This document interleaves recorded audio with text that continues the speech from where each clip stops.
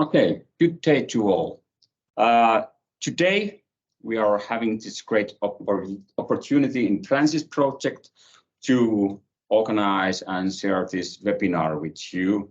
It's part of the ethics and responsible research and innovation work conducted in Francis projects.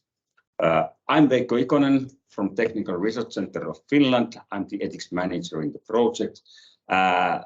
There are a lot of issues, of course, related to the ethics and responsibility when we go beyond Europe to conduct research, make co-design with the citizens, we make collaboration with different stakeholders. So we have started, of course, already the first challenge, but we are now preparing the second challenge. So there will be lots of things still to think about, and I think that with these two presentations in this webinars, we still have a lot of to think about how we really plan and organize the rest of the project. More information will be found in the Francis website. So in short, Francis is about frugal innovation, innovation with citizens in several countries. We have these two challenges in total. One is really focusing in the, let's say, kitchen culinary world, and the other one is more in the water disinfection and the solar energy. Agenda of this webinar, so it will be around 30 minutes or so. First, Kelly Brito, she will present herself from UNIPID, will give us an introduction to the ethical guidelines for responsible academic partnership with the Global South.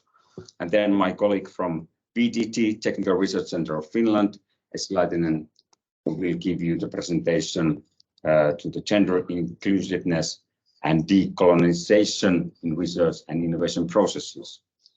For you who are following, attending the webinar, I want you to think about these issues, that how much we really, when we go beyond to Europe, how much we need to really link our work with the law and regulations, and then to the more like to the ethical issues.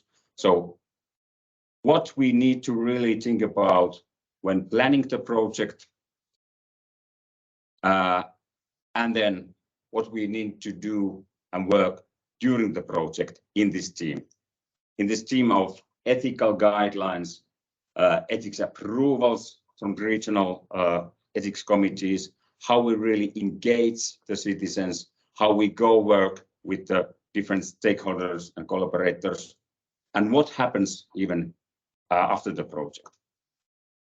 Without further ado, I will give you screen to you, Kelly. Let's see how it goes. I will stop sharing. And can you see my screen now? Yes. And if I move them, can you also see that? Yes, it works. Perfect. Excellent. Thank you so much, Veikko. I'm very happy to be invited to this session, and it's a very important topic. And it's good that we have opportunities to scaling up our actions at UNIPID, and also I'm very looking forward to Esi's presentation because I feel that really they complement each other. So as Veikko said, my name is Kelly Brito, and I'm a project planner at the Finnish University Partnership for International Development. Just quickly, something very brief about UNIPID. UNIPID is a network of 9 Finnish universities and 2 observer members, which you can find in the bottom. UNIPID was created in 2002 by a diverse, like-minded group of people who wanted to streamline and include Global South perspectives into Finnish higher education institutions in their 3 main lines of action, so education, research, and societal impact. We work in these 3 main lines of action, providing different support services on these 3. And since the past almost 2 years, we've been focusing on better strengthening our support services on building responsible partnerships. I'm looking for ways for our member institutions to build responsible partnerships. This have included through workshops, trainings, a seminar, and now we're doing research, and also we're doing the ethical guidelines for partnering with the Global South. That is the topic of my presentation today. So I wanted to start off my presentation with a key concept or a key dichotomy in our work that basically frames our daily work at UNIPID and with our partners, and how we engage and interact with our partners and our actions. So it's the notion about global North and global South. So this notion, I'm not sure how familiar you are with it, but I'm sure that you've somewhat have stumbled with it.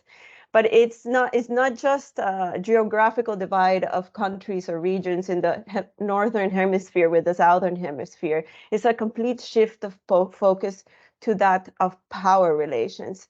And something that was highlighted in the training that we hosted last year on how to build responsible partnerships, one of our invited speakers mentioned or argued that colonialism has irredeemably shaped the world we currently exist, and explicitly how resources are allocated and distributed. And in our case specifically, for example, how knowledge or whose knowledge and whose capabilities count. These are all questions, and these are framing our context that is permeating our academic collaboration. So there's different global inequalities that already exist, and we're working within them. And collaborations, for example, can be a form of colonialism if they recreate dependencies with global North partners. Collaboration can also be a form of colonialism if we undermine the different realities or different knowledges that exist from the different epistemic societies that we're working with. So what UNIPID is, and our partners or our steering group, what we're doing is having this critical approach to ethics and power relations embedded in collaboration processes, specifically in this case, focused on our partnerships with the Global South.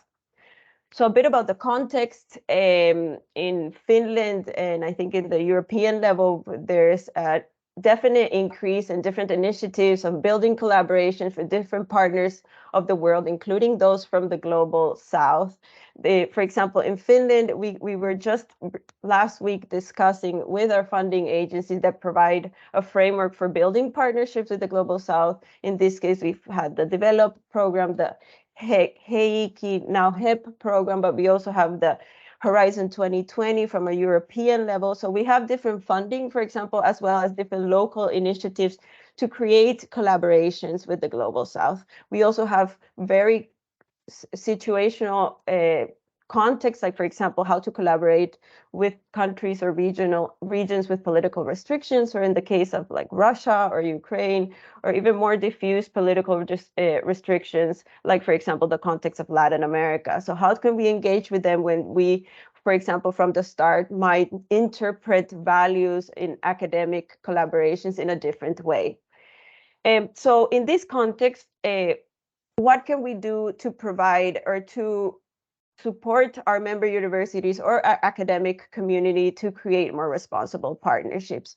So we looked into who, for example, in this case, could partner up in this collaboration to build more responsible partnerships. And we looked at TENK with the National Board of Research Integrity. And why did we look for TENK? Because all Finnish universities, including universities of applied sciences, are committed to the research integrity guidelines offered by TENK. And what we're looking into this work is to question a bit the ethics with a critical approach and trying to complement the current research integrity guidelines with good practices for collaboration with the Global South.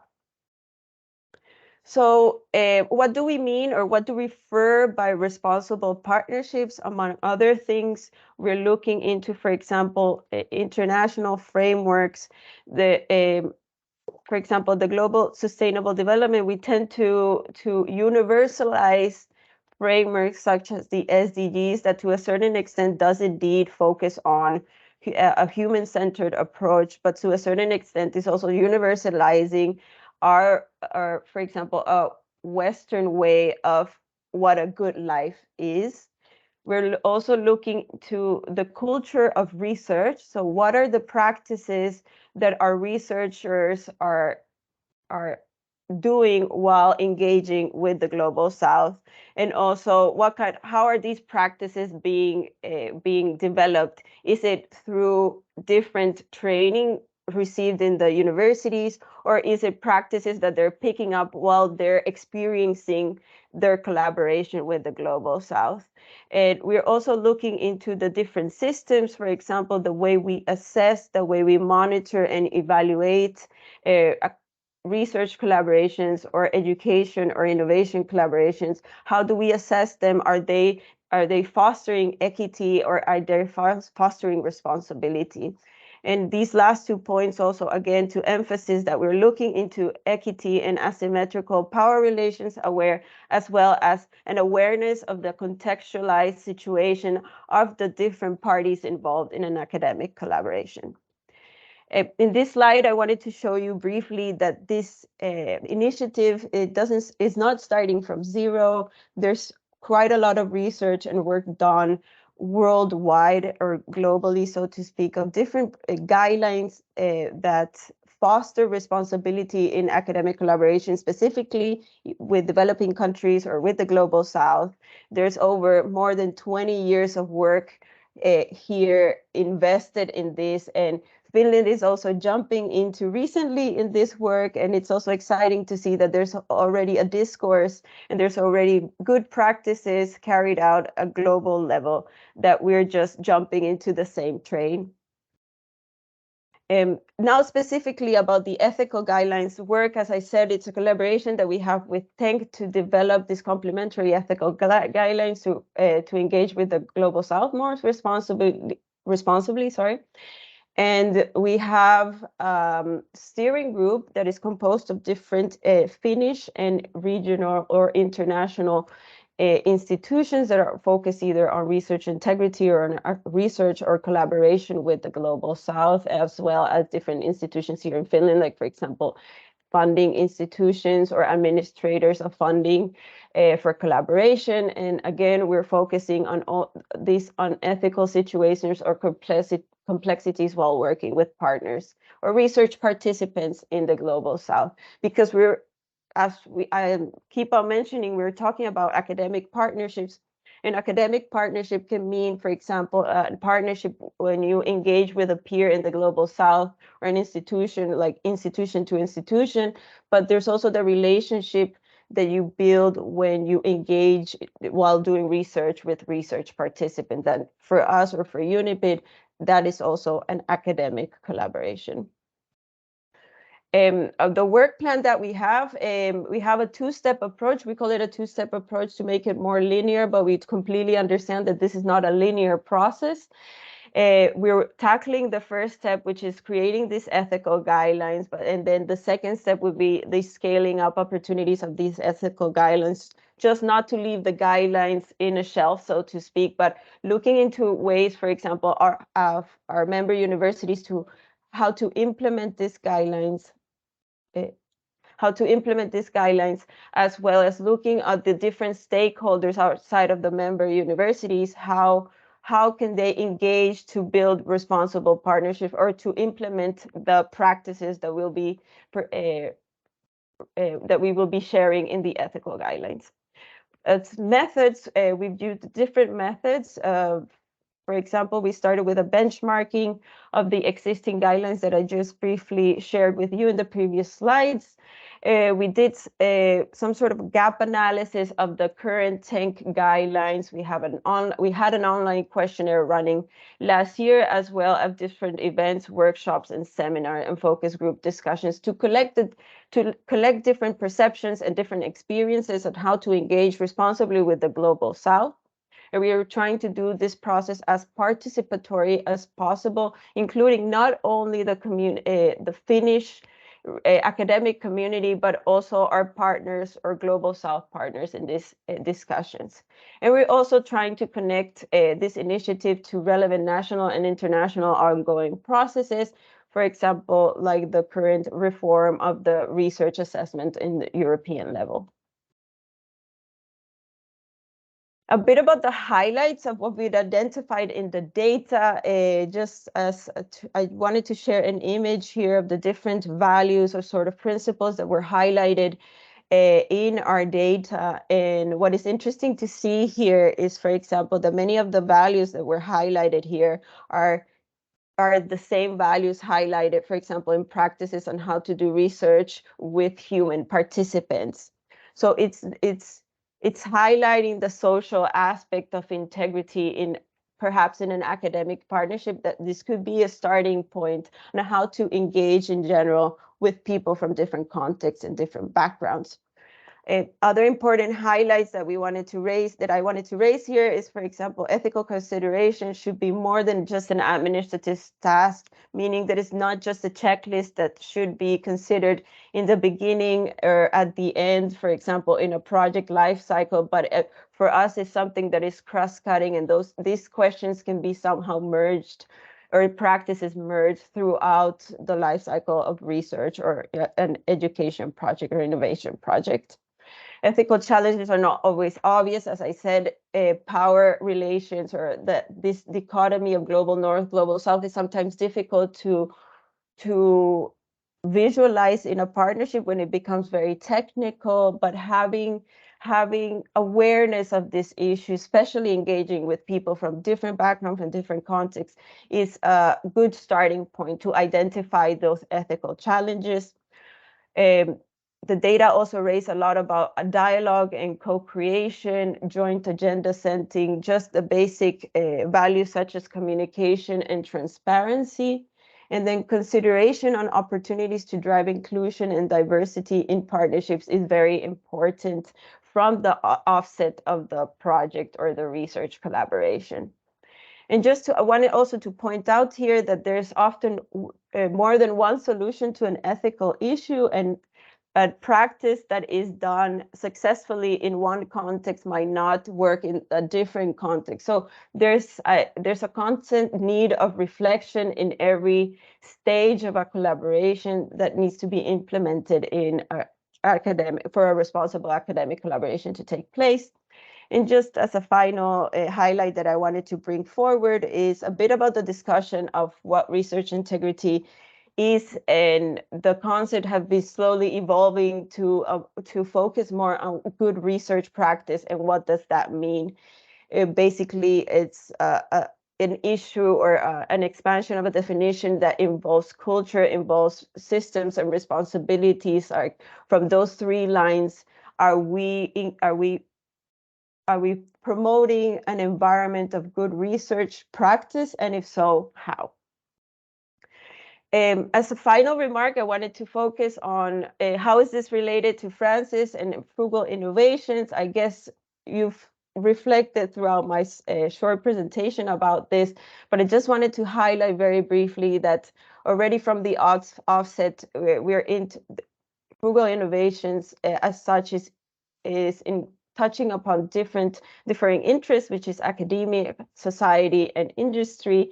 And that's already different expectations and different points of view of how a collaboration could take place. So having constant dialogue and discussion and having the opportunity to co-create between these differing interests is important to create a more responsible collaboration. Then I wanted to point out also that frugal as a word or as a concept might be misinterpreted to being cost efficient by undermining social realities. And frugal is a concept that can be something much larger. For example, short-term constraints for long-term social impact. So there's different ways of how to approach frugal, and I also invite you as project leaders here to also engage in different ways of how to understand frugal as a concept. And just to close, I wanted to also focus on the values that were highlighted in the data that we've collected, that basically respect, equity, transparency, and trust are values that can be replicated in different contexts outside of research. And both society and industry have their ways of how to interpret these values, and it's important to have a dialogue on them and make them as cross-cutting as possible throughout a collaboration. Oh, and I just wanted to finalize just a bit about the ethical guidelines work itself, that we are planning to have a launch event later in fall this year. But for now, I want you I invite you to reflect, join the conversation, and get involved from the perspective of not that we're doing something wrong, but that we could do something better in our academic collaborations. Thank you so much. I'll finish here. Thank you, Kelly. Thank you. Excellent, very important message for all of us, and very looking forward to seeing the finalized version of the ethical guidelines. But we need to move now to the next presentation. So we will dive now a bit deeper to the themes of inclusion and diversity. So screen is yours, Essi. Thank you very much. I just want to check first. Can you hear me? Can you see my slides? Yes. Yes. Perfect. So I'll start with this. As you know, in our times, innovations are expected to have societal responsiveness and to help solve complex societal challenges such as poverty, or energy crisis, climate change, droughts, and universal access to education, just to name a few. And one way to ensure that our innovations are socially responsive is to apply an inclusive and also decolonizing approach to research and innovation processes. My name is Essi Laitinen, and as Veikko already introduced me, I'm a colleague of Veikko's at VTT, so Technical Research Center of Finland. And I particularly in VTT, I work in a research team that tackles ethics and responsibility of innovations. And for the past year, I have worked in a Horizon 2020 funded project, the Gender SDI.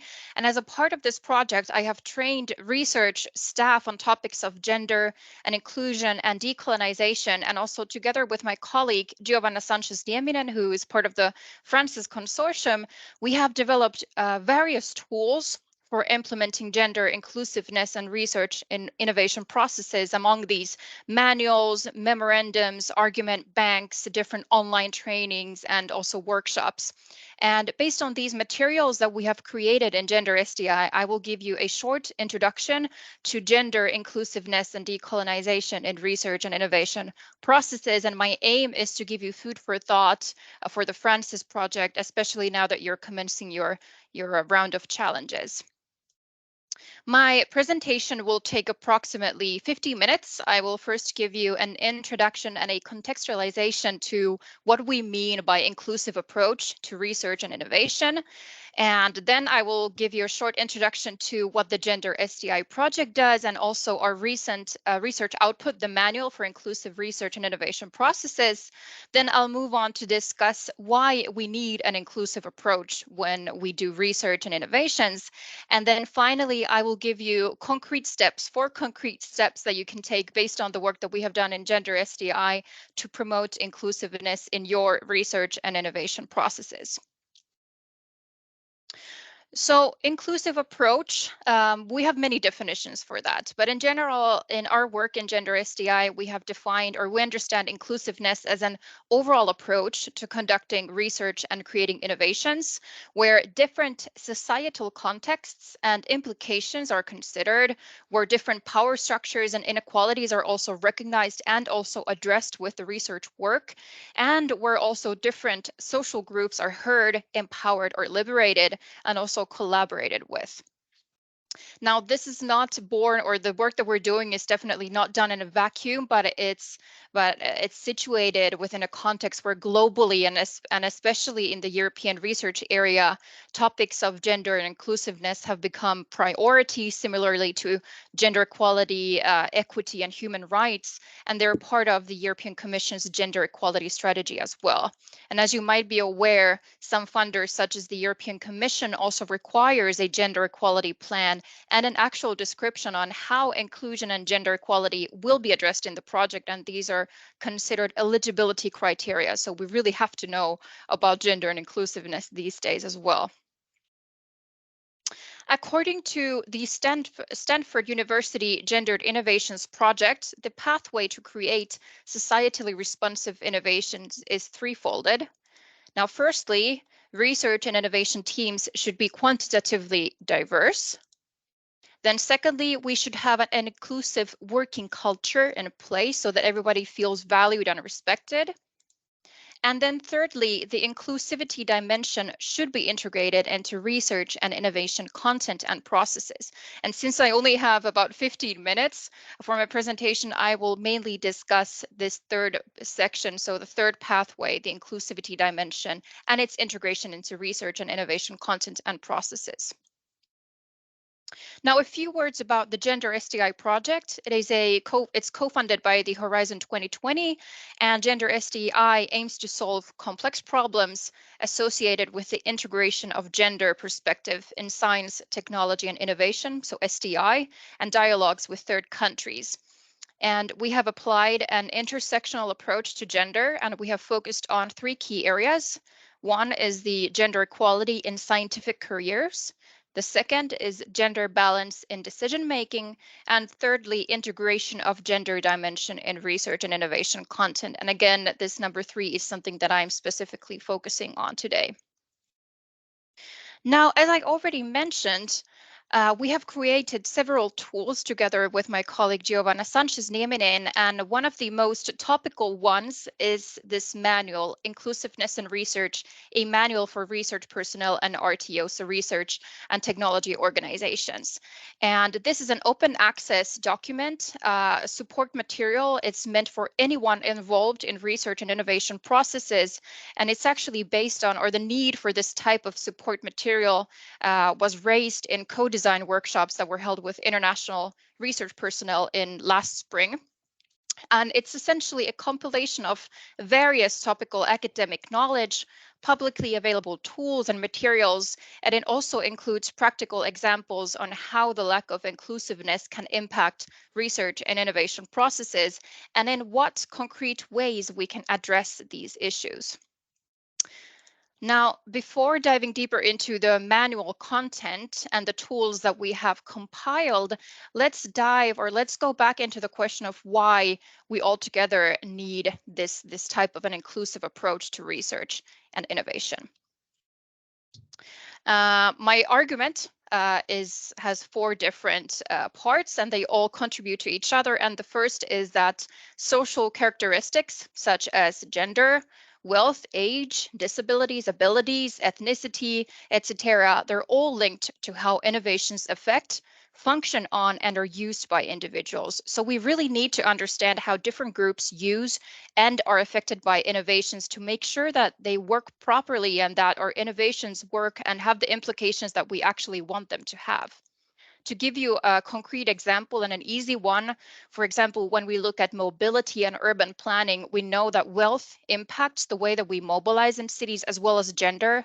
For example, globally, women use more public transport than men, and also globally, low to mid-income individuals tend to use more public transport than, for example, middle and upper income individuals. And also public transport is more dangerous for women and many underrepresented groups. And for this reason, for example, transgender communities globally prefer using individual transport services such as taxis and travel in groups and circumvent certain areas in cities because they are dangerous for transgender people. Now, secondly, the field of STI, so science, technology, and innovation, suffers from a recognized bias as a white male dominated field. So if we don't understand how social characteristics impact innovations, this is what we get. We get a risk of bias and also discriminatory innovations. And unfortunately, this goes really beyond just the unequal representation of, for example, genders in academia, or for example, Black or Indigenous researchers and the lack of them in the research world, but it really goes really deep into what the innovations will be and what implications they will have and how they function on different people. And a good example of this is a 2018 study where it was demonstrated that facial recognition technologies in the market were very inaccurate on identifying female faces, and especially Black female faces, but were actually very precise on lighter-skinned male faces. Now, thirdly, An inclusive and decolonizing approach to research and innovation can prevent further colonization. And unfortunately, as Kelly already discussed, we have a dark history with colonialism, and science and technology and innovation are no exception to this. And it's still evident in the work that we do as scientists. For example, colonialism persists as the exploitation of non-Western natural and human resources nowadays. It's evident in how access is limited to research outputs, and also that, and this is something that Kelly already discussed, that we seem to deem non-Western knowledge as more emotional or inaccurate, whereas Western knowledge is seen as sort of neutral or objective as sorts, or at least superior to other ways of knowing. And unfortunately, even sustainable or climate sustainable innovations can have colonial tendencies when they rely on exploited resources. And a good example, or I shouldn't say good, but an example of this phenomenon is, for example, illegal wind farms that have been established in the Norwegian Sapmi, so the ancestral land of the Sami people. And now finally, inclusive processes have been found to be higher in excellence and also user acceptability or acceptance. Now, for example, inclusive approach, it enables us researchers and innovators to think critically about the social context and fight the biases that we have. And it also makes visible the needs and behaviors of diverse individuals. And thus it not only boosts the social relevance of research and innovations, but it also generates innovations that have higher acceptance rates. So the people who use them think that they are actually good and usable devices or innovations. Now, the question remains, how can we make research and innovation processes inclusive? Now, obviously, this is a very complex issue, and it's not always up to researchers or innovators. It's sometimes up to the markets and the funders. However, there are some steps that we can take as research personnel and as innovators. And although these are very simplified tools that I'm now going to give you, or simplified steps, I really want to point out now that there's never just a one size fits all way of doing inclusivity. Rather, it's really context and process specific. However, with that being said, there are some steps, these 4 really common steps that we can take in each process and then adapt them to our needs. Now, the first step is to consider your positionality as research personnel and innovators. Now, the term positionality, it's quite commonly used in social sciences, and essentially it means self-reflection. So reflecting on our values, our attitudes, our beliefs, as they are known to influence research and innovation processes. And among some reflective questions that you can ask yourself is to, for example, think if you have considered unconscious biases that you may have. For example, are you working with your own community, or are you an outsider researching or working with some community? And how will this impact your research? Then you can ask yourself, what is your motivation for doing this type of research? And are you able to accept criticism or respect other perspectives or worldviews? Step 2 is to consider if and how gender and intersectionality are relevant to your research and innovation process.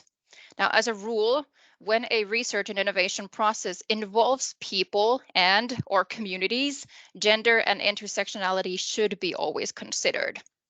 Now, again, among some questions that you can ask yourself throughout research and innovation processes is the working group diverse in terms of gender, age, nationality, languages, etc.?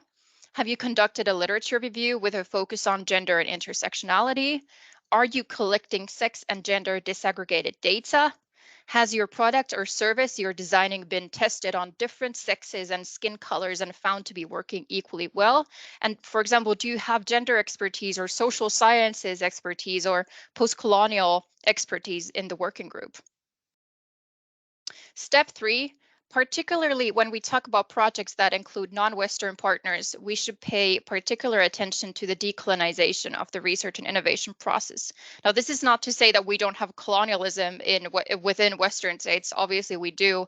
I'm from Finland, and we do. We're a colonial state. We have also indigenous people, so this is something that we have to consider for sure. But this is, like Kelly emphasized, when we talk about partnerships with Global North, we really have to pay specific attention to the power structures that we have in science. And this pyramid here is something that we compiled for our Gender SDI support materials. It is based on numerous literary works of indigenous, post-colonial, and feminist researchers and policymakers, and you can see a full list of references in our manual. And essentially on the left, you can see steps to further colonize research and innovation activities. And then on the right, we have steps that actually decolonize the processes that we have. Now, in practice, the decolonization of scientific practices and innovation processes means that we really need to challenge this mantra or narrative that we have that science is always neutral and objective. As Kelly already outlined, there's actually a multiplicity of different knowledge systems in the world, and the Western perspectives are just Western perspectives. Then decolonization entails sharing burdens over growth and innovations as opposed to exploitation of resources in the global south. Decolonization also means to collaborating with indigenous communities or with any other communities rather than taking what we want from the community and giving nothing back or making decisions over other communities. Decolonization also entails including diverse group of expertise rather than just diverse group of researchers, and preferring open access publication. And when we disseminate our knowledge, also try to think of it in a situated and accessible manner, meaning that, for example, 60% of the world's population doesn't have access to internet, and thus we really need to make sure that everyone who's impacted by research and who's involved in the research and innovation process, we need to make sure that they can collect the fruits of the research and innovation, if you know what I mean. And then final step 4, this is also something that Kelly discussed. So we should consider inclusiveness and also decolonization as a process. So it's not a one-time stamp, but rather it should begin from the definition of research questions at the research proposal stage. It should continue throughout research projects and all of its activities, from challenges, pilots, case studies, etc., and persist until the dissemination activities and implementation and exploitation of the innovation, which go beyond research project duration. So it's a never-ending process. And I will conclude with this, a brief summary of what every research and innovation process should consider. So we should always consider who will use the innovation and how can we ensure that the innovation functions well for every single one of its users. Secondly, how will the innovation impact different contexts and different groups? And then finally, how can we ensure that the innovation is holistically sustainable, as in not only climate-wise sustainable, but also environmentally sustainable, economically sustainable, and socially sustainable. This concludes my presentation. Thank you very much. And as mentioned, our manual that we have created together with my colleague, Giovanna Sanchez-Nieminen, is accessible to everyone. Here's again a link to it. And also, if you need any gender data, gender outputs, I highly recommend that you visit the Gender SDI's European Observatory of Gender. Here's also a link to that. Thank you. Thank you. It's for the very inspiring talk. Thank you, Veikko. Kelly, again, we will now stop the recording and we will continue discussion here with the consortium, both online and on-site. Those who are seeing this webinar later on, you can see the contacts either on those slides or in the website of Francis. So bye-bye.